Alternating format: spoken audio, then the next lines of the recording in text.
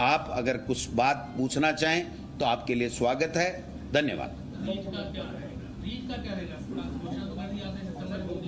जी,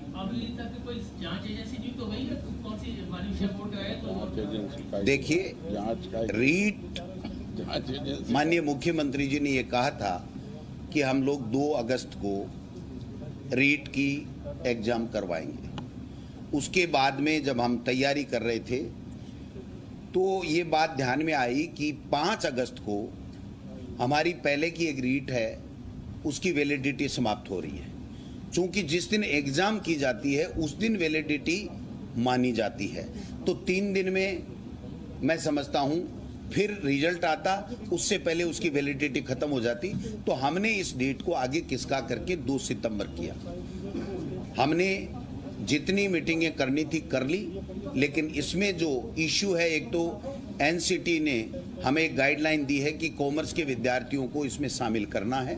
एक गाइडलाइन ये भी आई है कि जो बीएड के लोग हैं वो L1 में भी परीक्षा में भी शामिल हो सकते हैं। तो दूसरे इन चीज़ों के ऊपर हम लोग मीटिंग करके हमने तय किया है, उसके लिए हमें अमेंडमेंट करने पड़ेंगे।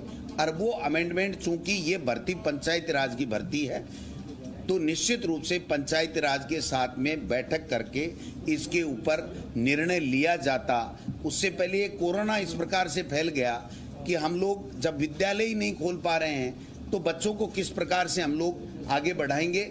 लेकिन फिर भी मैं आपको बताना चाहता हूं कि रीट के लिए जो मीटिंगें सरकारी स्तर पर करनी थी, जिस प्रकार के निर्णय लेने थे, वो तकरीबन हमने ले लिए हैं।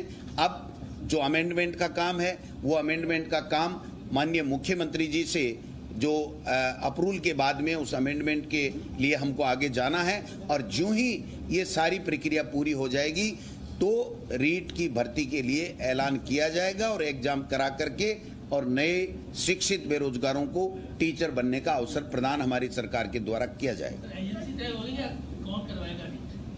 ये अंतिम समय में जब होता है तभी होता है। आज कोई एजेंसी तय होना नहीं होना कोई तय नहीं होता है, ये लास्ट का काम है। जब हम पैटर्न तय कर लेते हैं तो उसके बाद में एजेंसी की बात आती है। L1 में बीएड वालों को शामिल करने का निर्णय हो गया।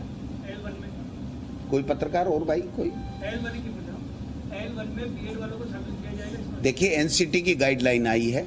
जब एनसीटी की गाइडलाइन आई है तो हमने उस पर विचार विमर्श किया है, लेकिन ये सब चीजें अंतिम दौर में पंचायती राज के साथ बैठ करके निर्णय किया जाएगा।